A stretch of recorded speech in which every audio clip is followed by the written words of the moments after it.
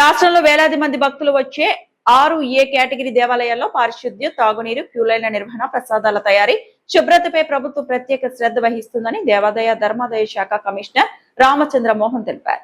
ఏలూరు జిల్లా జంగారెడ్డిగూడెం మండలం గురవాయిగూడెంలోని మధ్య ఆంజనేయ స్వామి ఆలయాన్ని కమిషనర్ దర్శించుకుని ఆలయ పరిసరాలు పరిశీలించారు. ప్రసాదాల తయారీ నాణ్యతను పరిశీలించిన ఆయన కోనేటి నిర్వహణపై అసంతృప్తి వ్యక్తం చేశారు. భక్తులకు త్వరితగతిన దర్శనం కల్పించేందుకు ఎలక్ట్రానిక్ టికెట్ కౌంటర్ ను ప్రారంభించారు.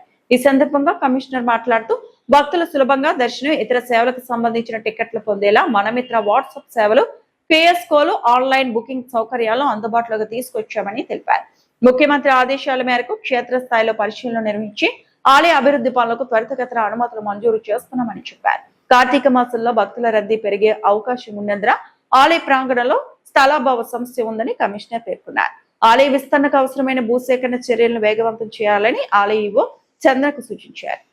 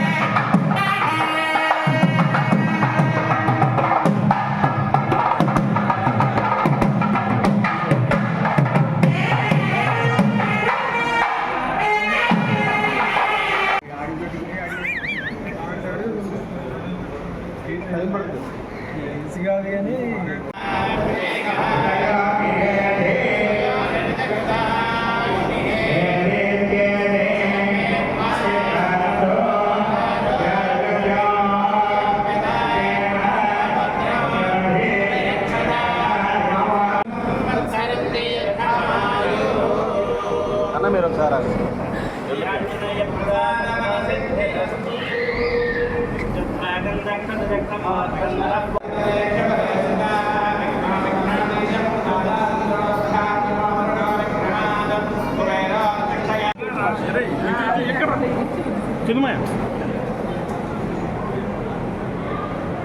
ఇక్కడ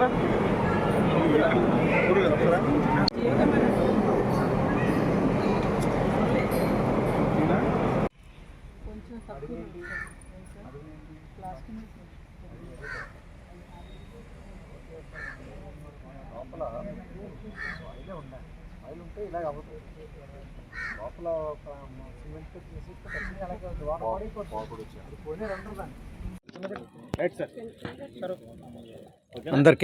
అందరికీ నమస్కారం.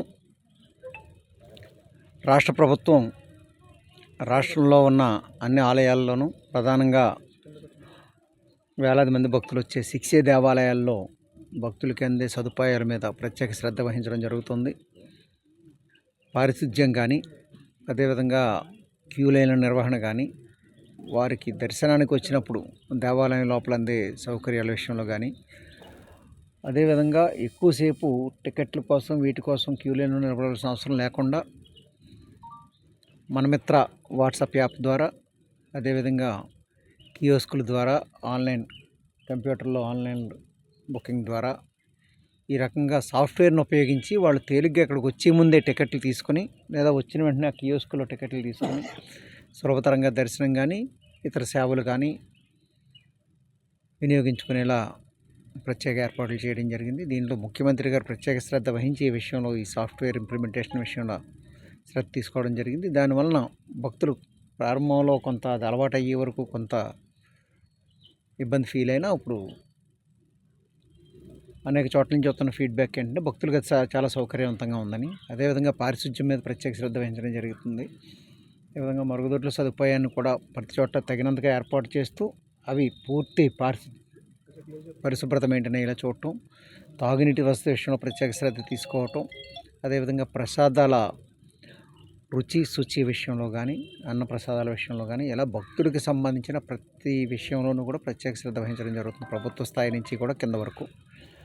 దాంట్లో భాగంగానే నేను కూడా పర్సనల్గా వివిధ దేవాలయాలను సందర్శించి అక్కడ ఏర్పాట్లు ఎలాగ ఉన్నాయి ఇదన్నది ప్రత్యేకంగా గమనించడం జరుగుతుంది. అవసరమైన సూచనలు అక్కడ ఇవ్వడం జరుగుతుంది. తర్వాత ఒకసారి చూసి వెళ్ళిన తర్వాత ఇక్కడ ఏ విషయాల్లో ఏ అనుమతులు అవసరం అన్న విషయంలో కూడా మాకు ఒక అవగాహన ఏర్పడుతుంది. దానివల్ల అవసరమైన అనుమతులు అవి మంజూరీలో త్వరితమైన చర్యలు తీసుకోవటం, ఈ అభివృద్ధి పనులు త్వరితంగా జరిగేటట్టు చూడటం లక్ష్యంగా ఈ ఇన్స్పెక్షన్స్ అనేవి జరుగుతుంది. అదేవిధంగా దాంతోపాటు ఇక్కడ స్టోర్సు, దాంట్లో రసవర్గాలు, ప్రసాదాలు తయారయ్యే రసవర్గాల నాణ్యత, వీటన్నిటిని కూడా ప్రత్యేకంగా పరిశీలించడం జరిగింది ఈరోజు. సార్ కార్తీక మహోత్సవాలు వచ్చినప్పుడు పార్కింగ్ ప్లేస్ బాగా ఇబ్బందిగా ఉంది సార్. భక్తులు ఎక్కువగా రీసెంట్గా వస్తారు, ఆ సమయంలో బాగా ఇబ్బంది అనేది ఎదురవుతుంది. తప్పనిసరిగా అండి, ఇప్పుడు నేను గమనించిన దాన్ని బట్టి స్థలాభావం అనేది కొంత ఉంది. మరింత స్థలం అవసరం ఈ దేవస్థానం స్థాయిని కానీ, ఇక్కడికి వచ్చే భక్తుల సంఖ్యలను దృష్టిలో పెట్టుకున్నప్పుడు కానీ మరింత స్థలం అవసరం. దానికోసమే ఇంకా మరింత స్థలాన్ని సేకరించడానికి చర్యలు తీసుకోవాల్సిందిగా కూడా ఈవో గారికి నేను ఇప్పుడు చెప్పడం జరిగింది. స్థల సేకరణ చేసి భవిష్యత్తులో భక్తులకి ఏ ఇబ్బందులు ఎదురవ్వకుండా ఖచ్చితంగా చర్యలు తీసుకోవడం జరుగుతుంది. 2 జిల్లాల నుంచి భక్తులు వస్తారు సార్. రోడ్డు మీద అంటే